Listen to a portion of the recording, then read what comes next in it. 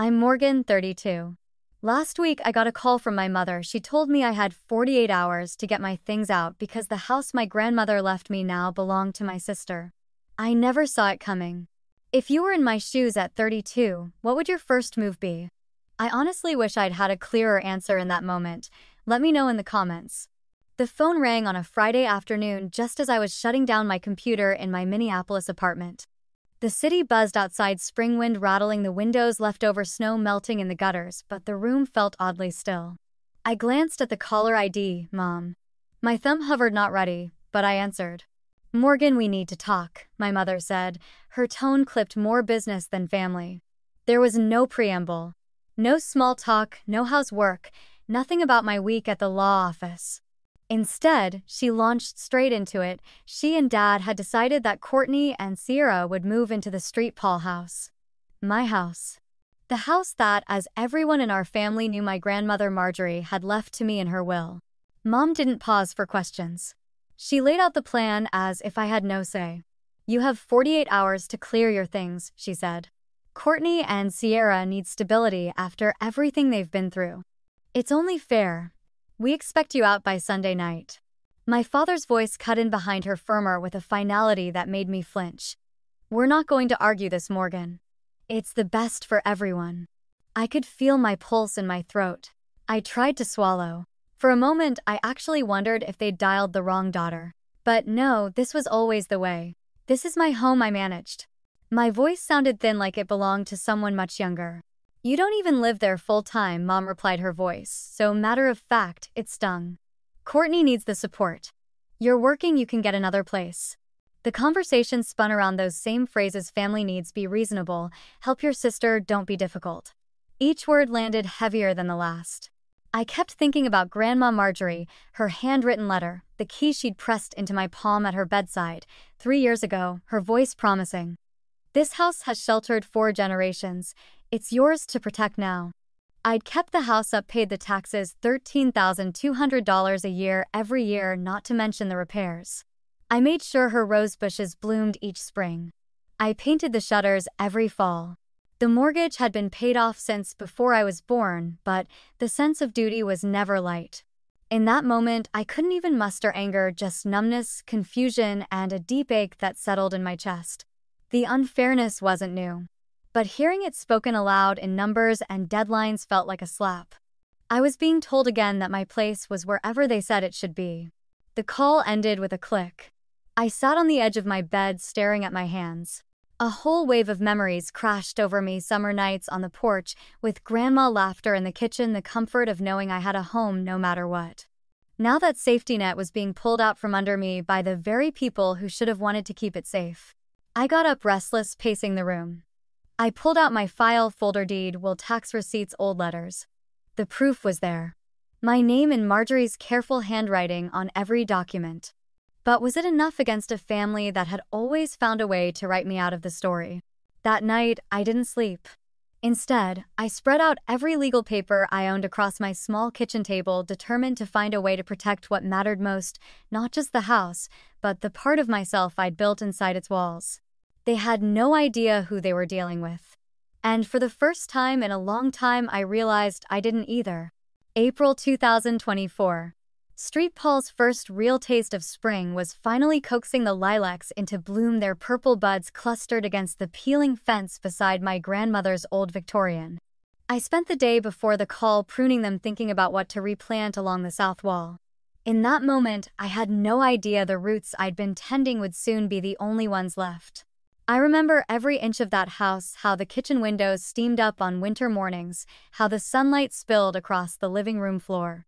My earliest memories sitting on a tall stool at the counter while Grandma Marjorie rolled out pie crust. She'd hand me scraps to shape, always patient, always smiling, her hands spotted but strong. That kitchen was my first classroom. She taught me to measure, to wait, to trust my own judgment. When I was 8, my parents moved us across town, closer to their jobs. I became a part-time guest in my own life, shuttled between school and Grandma's on weekends. Diane and Dennis were always working long hours, important calls, the busy schedule of people with 1,000 things more pressing than a daughter's spelling bee or swim meet. But Marjorie always showed up. She'd arrive early, a thermos of hot chocolate in hand, ready to cheer me on no matter how small the event. She never made me feel like a backup plan. I kept the memories close, like the key she gave me after my high school graduation. "You'll need this sooner than you think," she'd wink, tucking it into my palm. When Courtney went off to college, her tuition and a new car paid in full by our parents, I stayed behind working 2 jobs, stacking up scholarships, determined to earn my own way. My parents gave her everything. I got independence. The house became my sanctuary. It was the only place where I could breathe, where I didn't have to measure up or justify my choices. Every Sunday, I'd drive out to street, Paul to mow the lawn, clean the gutters, patch up the fence. Marjorie called me her right hand, and together we kept the old place standing. The year I started law school, the house nearly burned down. An old wire in the basement sparked while I was out front painting shutters. I caught the smell in time, called the fire department, and spent that night scrubbing smoke from the kitchen ceiling. Grandma never scolded, never panicked. "You saved our home," she said, wrapping me in her arms. "That's what matters." When Marjorie fell ill, I moved in for good. I juggled law classes and midnight pharmacy runs, learned to give insulin shots, kept a notebook of her symptoms and doctor's notes. Diane and Dennis sent money sometimes, but rarely visited. Courtney came by for holidays, smiling for photos, then disappeared again. In those final months, the house grew quieter, filled with the soft sounds of old records and the click of Marjorie's knitting needles. She left me her wisdom in handwritten notes tucked into recipe books, her laughter in the creak of the porch, swing her love in every wall and window. On the night she died, I held her hand as she pressed the key into mine again. "Promise me you'll keep this safe, Morgan. Promise you'll make it yours." After the funeral, Diane and Dennis retreated to their routines and Courtney moved back in with friends across town. I stayed, settling the estate, paying the bills, $6,000 a year for maintenance year after year, every receipt in my name. The deed was clear, the house was mine by law and by legacy. Now, sitting on the porch with a folder of documents on my lap, I traced the faded ink of Marjorie's signature, trying to steady my breath. How could something that felt so certain be stripped away by a single phone call? I looked out at the garden we built together, the lilacs blooming just as she'd promised. The world around me felt unsteady, but in that moment I knew exactly what I had to do: protect what was left. As the evening sun dipped behind the old oak, I tucked the letter and the key back into my pocket, steeling myself for the fight ahead. For as long as I can remember, Courtney was the golden child, and I was background noise. She floated through life on a cushion of privilege, while I carved my own path, brick by brick, scholarship by scholarship, proof by proof. The year Courtney graduated high school, Diane and Dennis celebrated her first with a brand new car valued at $18,000, a gift that turned heads at our suburban Minneapolis school. She had a scholarship check for $42,000 waiting for college tuition. Meanwhile, I scraped together every award and grant I could get, working part-time jobs, teaching assistant shifts, anything to avoid burdening them further. I loved my family, yes, but the balance was never equal. It had never been equal. At 15, I remember sitting in the library late into the evening working on an essay while my parents attended a gala for Courtney's piano recital. I smiled through exhaustion, reminding myself it was worth it. I was determined to excel, determined to make the house my sanctuary, truly mine, not just in paper, but in heart and in practice. Courtney's achievements, though often modest compared to mine, were celebrated. "Courtney deserves it more," Diane would say, as if my sacrifices were invisible, as if my accomplishments were mere expectations fulfilled. The family dinners, the birthdays, even the holidays, each one quietly reinforced the hierarchy. By the time I reached law school in 2016, this dynamic had hardened. I paid $160,000 for tuition, financed through loans, part-time teaching, and late-night research projects. Diane and Dennis, on the other hand, continued to fund Courtney without hesitation. Every step I took to prove my capability was underscored by a quiet reminder I was on my own. And the house. The legacy of Marjorie's care and guidance had always been mine to protect, though it seemed everyone else overlooked that fact. Yet these experiences shaped me.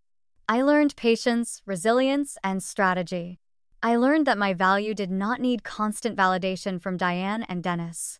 I learned to read the signs, to notice the subtext in conversations, and to prepare for when the world would challenge my claim not just to a home but to respect. Courtney came home for holidays, smiles, polished photographs taken, and then disappeared back to her friends, leaving me with the quiet echoes of the house. I set about repairs, repainting walls, fixing the creaking stair treads, tending to the lilacs in the yard that Marjorie loved. Each act was a reminder this house and the life it represented was my responsibility. The golden child rules had always been Courtney, but the work, the late nights, the careful planning, the unwavering commitment was mine. And somewhere deep inside, I knew the scales might finally tip, though I had no idea how or when. I revisited every document, every note from Marjorie, each letter tucked in old cookbooks. I could see her pride in my handwriting in the meticulous records I kept. This was the evidence I would carry forward. The house was mine. And if my family ever forgot that, the papers, the proof, the legacy would remind them. As I closed the ledger of past and present, I felt a steely resolve forming. I would not let 48 hours, nor a phone call, nor the golden child herself diminish what I had earned, what I had protected. It was time to prepare. Friday evening, April 2024, my apartment in downtown Minneapolis felt colder than the spring air outside. The blinds cast striped shadows across the hardwood floor, and my phone buzzed with messages that made my stomach knot. Diane called first. Her voice was brisk, controlled, utterly devoid of warmth. "Morgan, you need to open up. Courtney and Sierra are coming to move in. We expect you out by tonight." Dennis chimed in, backing her up. "There's no room for negotiation. Your grandmother's wish is being respected, but practical needs come first. Make it easy on yourself." I ran my fingers over the keychain Marjorie had pressed into my hand the night she died. It was small, worn, a reminder of every ounce of care, love, and labor I had invested in that house. The documents were laid out in neat stacks on my kitchen table: deed, will, receipts for taxes, maintenance, even my own handwritten inventory of every family heirloom. Everything in my name, everything accounted for. Courtney texted just as I was taking a deep breath. "I really need this, Morgan. Sierra deserves a home. I promise I'll take care of it." Her words might have been tender if the context weren't so pointed. I reminded myself, proof is my shield. I faxed copies of the deed to Erin, my colleague. Her reply came promptly. "Everything is in your favor. Don't give an inch." I composed a detailed email outlining my intent to enforce the will if necessary, sending a copy to the local precinct where Sam, the family's friendly contact, could serve as a witness if the situation escalated. I also prepared practical measures. Change the locks. Inventory the valuables. Check the alarm system. Ensure every receipt, every contract, every note from Grandma Marjorie was accessible at a moment's notice. I rehearsed dialogues in my head, imagining how Diane might argue, how Dennis would try to rationalize, how Courtney might plead. The apartment was quiet except for the hum of my laptop and the ticking of the clock. I felt the weight of 48 hours bearing down, the invisible pressure of a family expecting compliance. But the realization struck me: they could not override what was legally and morally mine. Grandma Marjorie's legacy wasn't just a building, it was the culmination of years of care, patience, and personal sacrifice. And I would not let it slip. I placed the email drafts and copies of the will into a folder labeled emergency. On top, the small worn key gleamed under the lamp's warm light. I held it tightly, letting the familiar weight ground me. This wasn't about winning a fight, it was about honoring the only person who had ever truly seen me, Grandma Marjorie, and safeguarding the tangible proof of my dedication. As Friday night faded into Saturday's dawn, I finally felt a measure of control returning. The battle lines were drawn and I was ready. Saturday morning, the sky was pale, stretched thin with early spring clouds. I loaded the car with storage bins, each labeled meticulously: books, family photographs, Grandma's linens. My mind ran through the checklist I had made the night before: change locks, install cameras, inventory every heirloom, confirm police presence, email Erin, double-check the deed. Arriving at the house in St. Paul, I felt the familiar pull of the porch, the boards creaking under my weight as I stepped onto the threshold. The Victorian house had stood here for nearly a century, each brick and beam soaked in family history. My fingers lingered on the doorframe, recalling every winter morning I had shoveled the walkway, every evening I had painted the shutters, the smell of lilacs and pie drifting through the air. First, the locks. I called the locksmith, explaining the situation with calm precision. As he drilled, the sound echoed through the hallways, a mechanical punctuation to my racing thoughts. By mid-morning, all exterior doors bore new keys my sole control. I tested each one fitting the original key into the new cylinder, confirming that Grandma's key now operated a secured mechanism under my name. Next, the cameras. I followed the technician as he placed small domes in corners of the living room, hallways, and back porch. The invoice was in hand, $550. I watched as each lens swiveled, imagining the live feed catching anyone attempting to breach the house.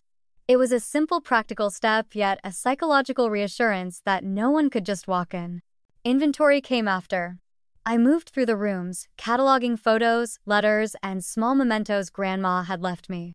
I labeled each item, noting their placement, condition, and historical significance. Her handwritten letters went into a fireproof box. The quilt she had stitched from scraps of her own wedding dress was carefully folded atop a cushioned stool. Each act reinforced the truth: the house, the legacy, and the memories were mine to safeguard. Emails pinged from Erin. She reminded me to keep documentation of every step, to photograph locks, receipts, and any evidence of family contact. I typed a brief summary, adding details about the locksmith visit, camera installation, and completed inventory, then sent a copy to Sam, who confirmed he would be available if Diane or Courtney attempted physical access. The afternoon passed in a blur of organization. I paused in the kitchen, tracing my fingers over the wooden countertop that had once been Grandma's favorite workspace. The smell of baked apple pie seemed to linger in the wood grain. I remembered her voice, calm yet insistent. "You'll have to be strong for this house. Protect it as if your life depends on it." As dusk approached, I stepped onto the porch again, watching the yard shadows lengthen across the tulips and lilacs. The house was secure, the artifacts protected, and I felt a tentative sense of command over the storm I knew was coming.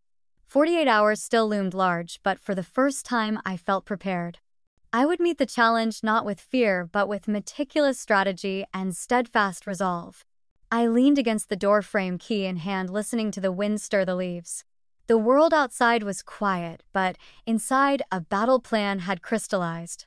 Tomorrow, when they arrived, I would be ready. Sunday morning, April 2024, the sky over Street Paul was pale, streaked with early sunlight that filtered through the budding trees. My phone vibrated incessantly, displaying a cascade of missed calls from Mom and Courtney. Each buzz sent a shiver down my spine. I had anticipated escalation, but the immediacy was still jarring. Diane's voice, clipped and demanding, resonated in my head. "Morgan, you must open the door. Courtney and Sierra are coming. Don't make this difficult." Dennis had called immediately afterward, asserting firmly, "You're running out of time. Compliance will be best for everyone involved." I exhaled, steadying myself.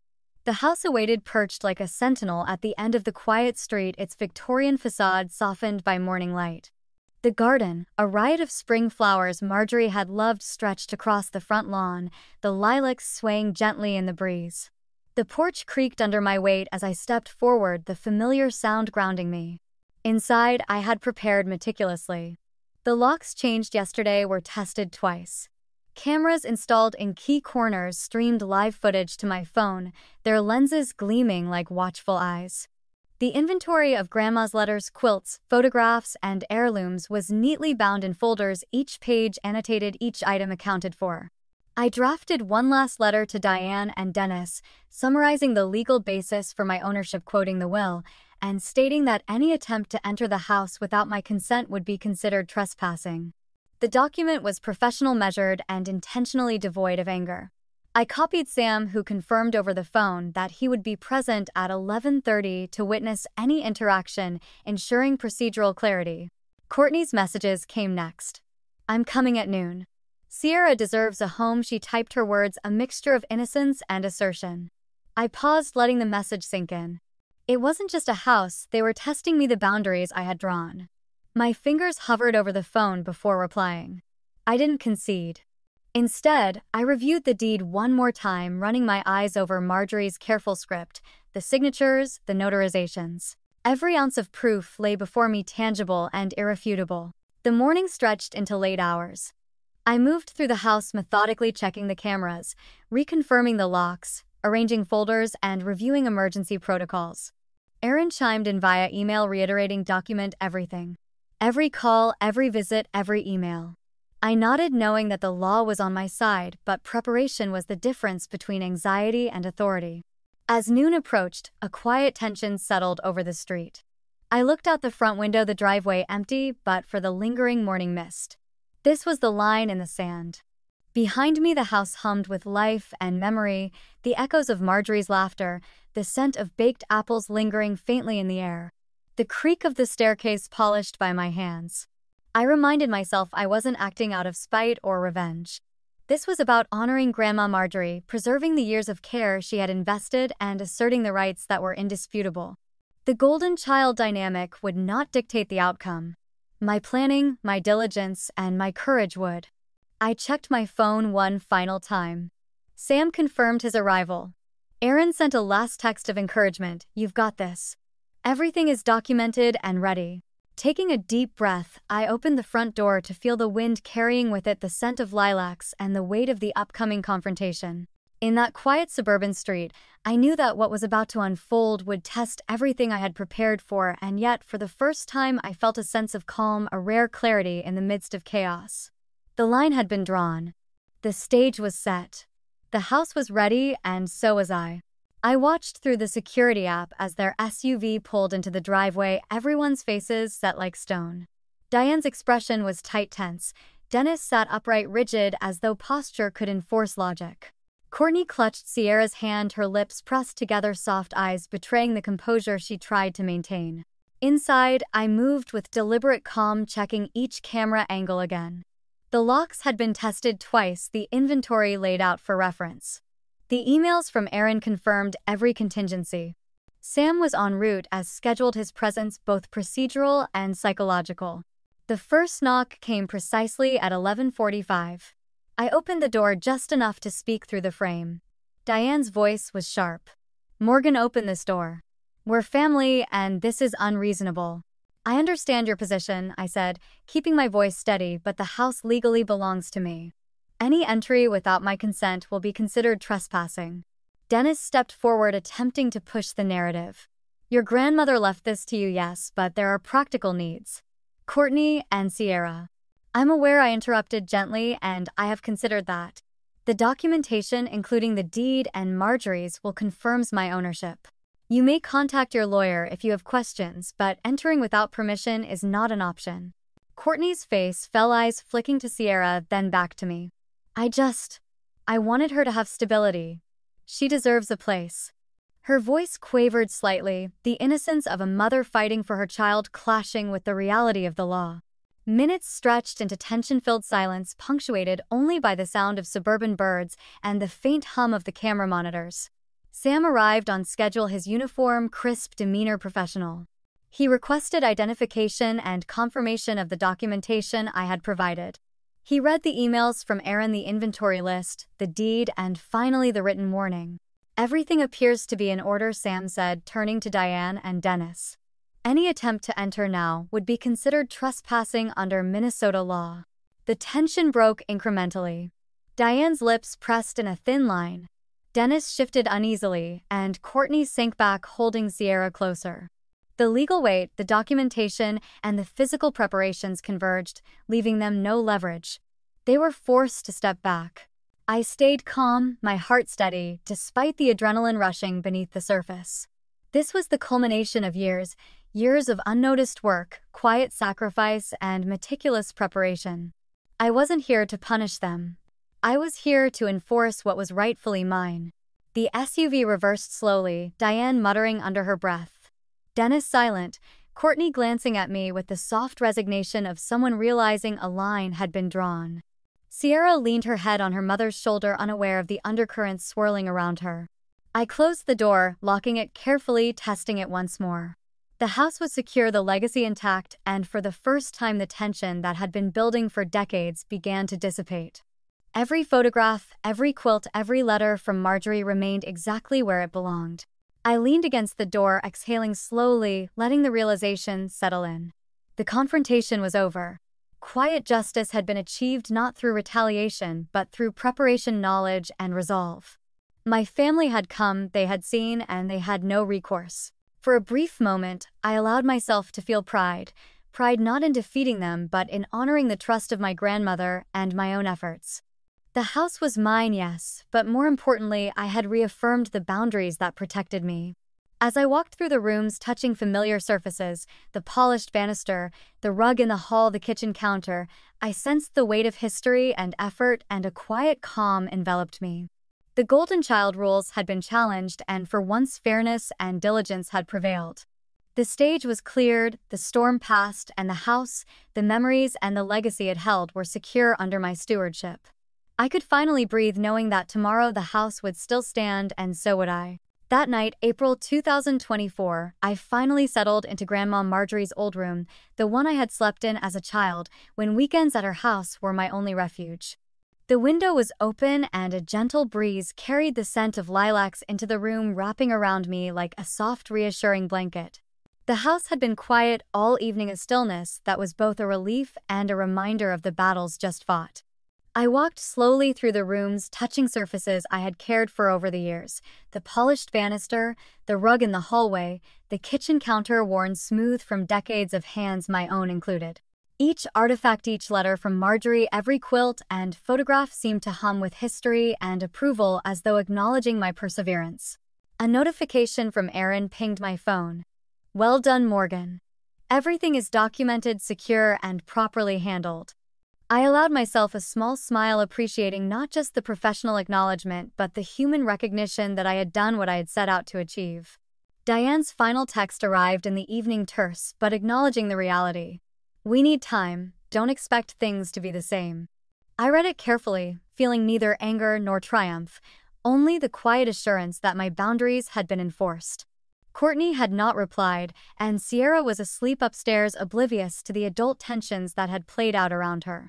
I wandered into the living room, adjusting the cushions and straightening the framed photographs. My grandmother's letters, carefully placed on the mantel, caught my eye.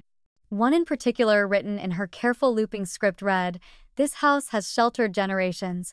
Protect it, cherish it, and it will shelter you." I ran my fingers over the paper, remembering the warmth of her hands, her voice instructing me in patience and resilience.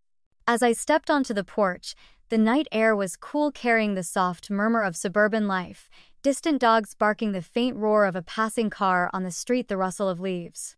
The house felt alive yet peaceful, as if it recognized my presence and my commitment. It was mine not just in legal terms, but in spirit, in every careful action, every hour spent tending and repairing, every memory preserved. I thought about the journey that had brought me here, the decades of quiet work, of being overlooked, of comparing my efforts to Courtney's highlighted achievements. The Golden Child rules had been challenged, not with anger or confrontation, but with strategy, meticulous preparation, and a steadfast adherence to what was right. I had protected not only a home but a legacy, the tangible proof of my grandmother's faith and my own determination. Sitting by the window, I watched the lilacs sway, their fragrance mingling with the cool night air. I reflected on the lessons of the past week: resilience, patience, and the importance of boundaries. The house, so long a symbol of both love and inequity, now represented empowerment and closure. I had earned this moment not through vengeance but through dedication and careful stewardship. I allowed myself to feel the pride, quietly savoring the absence of chaos, the assurance of legal and emotional boundaries enforced. The house had been built and preserved by generations before me, and I was now its guardian, its steward, and finally its rightful resident. Tomorrow, life would continue. The world outside might still shift, but within these walls, peace had been restored. I turned to the desk where Marjorie's letters rested and whispered a soft promise to honor, protect, and cherish this legacy. For the first time in years, I felt fully at home, not merely as Marjorie's granddaughter, but as Morgan, the woman who had fought, prepared, and won the right to call this place hers. The night settled over Street Paul with a calm I hadn't felt in decades. Walking through the Victorian house, I allowed the weight of recent events to finally soften. Every creaking board, every worn doorknob, every scent of lilacs reminded me not just of battles fought, but of the continuity of care and love threaded through generations. I had preserved more than a building. I had preserved the integrity of what my grandmother had trusted me to protect.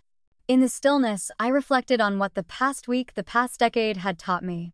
Quiet diligence, meticulous preparation, and steadfast adherence to principles could outlast bias, favoritism, and momentary outrage. I realized that empowerment often comes not from confrontation but from mastery of one's circumstances, understanding the rules, documenting every detail, and holding firm in the face of expectation. Boundaries, when respected and enforced, are as vital as the walls of the house itself. I placed Marjorie's letters back on the mantel, each one a reminder of the values she had instilled: patience, perseverance, and care. I thought of Diane, Dennis, and Courtney not with bitterness but with clarity. They had their own journeys to navigate. My responsibility was to myself to honor the legacy entrusted to me. If you've ever had to stand firm against expectation or navigate a family dynamic that felt impossible, I hope my story reminds you that preparation, patience, and adherence to what is right can yield quiet, lasting justice. It's not always loud or dramatic, but it is effective. Have you ever had to protect something that was rightfully yours despite opposition? Share your experience in the comments. I would love to hear how you handled it. As the night deepened, I finally settled into Marjorie's old room. The lilacs whispered through the open window. I was home. I belonged. And for the first time, I felt fully at peace.